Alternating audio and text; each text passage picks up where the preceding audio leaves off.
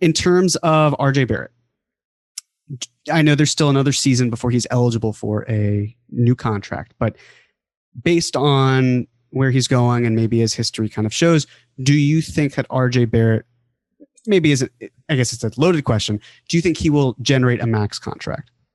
Right now, no.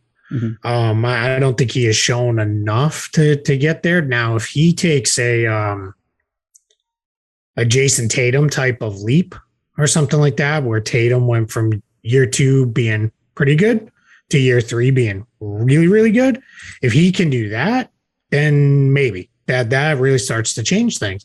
And I don't know that that's impossible for RJ to take that kind of leap.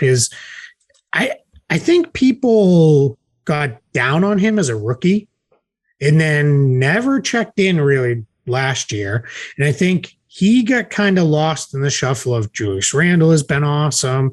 Just the team is good. Then they got Derrick Rose and all those things. And I think a lot of people might have missed RJ Barrett had a really nice season. Shot 40% from 3. I bet if you asked your average person, I bet there's even Knicks fans that don't know he shot that well from 3. 17 points per game. I want to say what was it, around 5-6 rebounds, probably right around 3-4 assists per game, somewhere in those ranges. I'm probably maybe a little bit off on those, but I think I'm pretty close. And you started to see the all-around game that was hyped up for why there was a point in time where he should maybe be the number 1 pick in the draft, right? We all kind of thought that until it was like, what is this Zion guy? Like, what is this guy? And then John Morant, obviously, burst onto the scene as well. Now, I will say this, admittedly, where RJ Barrett went to high school, Montverde Academy is literally 15 minutes from my house here in Florida. So I get attached to those Montverde kids because I see them on a somewhat regular basis. But that said, he is really good. And it's not a huge stretch to say, could he be a 27-5 guy next year? Sure, it's within range. Hit a couple more shots, finish at the rim a little bit better. Drive and kick to shooters that can actually make shots. That can help there. Couple less rebounds get gobbled up by Randall and he gets them instead. And now you're there. If he becomes that, it's weird because that becomes a very good problem for the Knicks to have of, all right, what do we do now? Now where we at with this?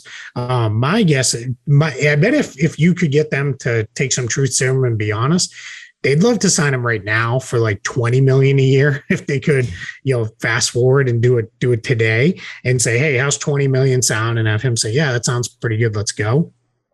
But yeah, if he has a huge year, a max extension doesn't become crazy. And if we were having this conversation a year ago, I'd be like, what are you talking about? No, wouldn't have asked. Yeah, that's not, no, maybe he becomes an okay player, but yeah, it's as I've been kind of doing the rounds on season previews and those kind of things. The Knicks are obviously a pretty big topic of discussion because they did improve. And it's funny because everybody wants to talk Kemba and Fournier and Randall's extension and Rose and Noel and all that stuff. And I'm like, don't forget the kid, man. He's pretty good. I think people are missing out. And it might be one too, where he actually is a better player, but his numbers fall just because they've got other better players around him too. He might not average, 27-5 might not be good, but if you do some advanced modeling and look at the way he plays, you could translate it into, all right, yeah, if we didn't have Fournier doing some stuff as a facilitator, Kemba here, Rose for a full season, yeah, maybe he would have got to 27-5, and that's where we go. But yeah, I'm super high on RJ Barrett, but a max today, probably not. Down the line, maybe. Let's see how the season goes. And that's a good thing, right? That's why we're glad we've got one more year. Exactly. And I think over 75% of his minutes played in the NBA have been alongside Elfrid Payton as well. Yeah. So not having in his rookie year with maybe the most messy lineup constructions we've seen of, two bigs that it was like watching the Ewing Oakley Knicks as far as the spacing went at times. I said before the year, I'm like, just having lineups that make a little more sense. Like this kid's gonna take off, and that was, I was excited for that. But yeah, I'm with you. Yeah, playing with Kemba versus Elfrid Payton, that's already there's a win because it's not you're not driving a kid, and this is I've seen an awful lot of Elfrid Payton. So now, Yes.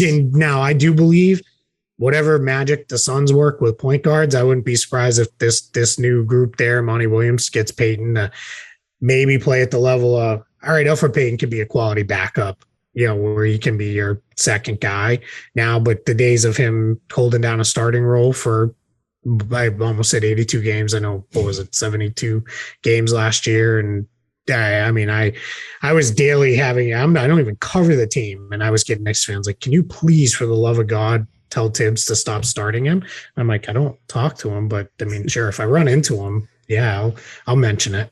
You couldn't have told Clifford, who then could relay it over. Right, I know, buddy. I could have, yeah. And I'll tell you, man, living here, Orlando fans feel a certain way about Elf because he became known here as the oh, cool, Elf piled up a bunch of triple doubles in April when the team was trying to win their 20th game. That's great. Just enough to get everybody all excited for next year.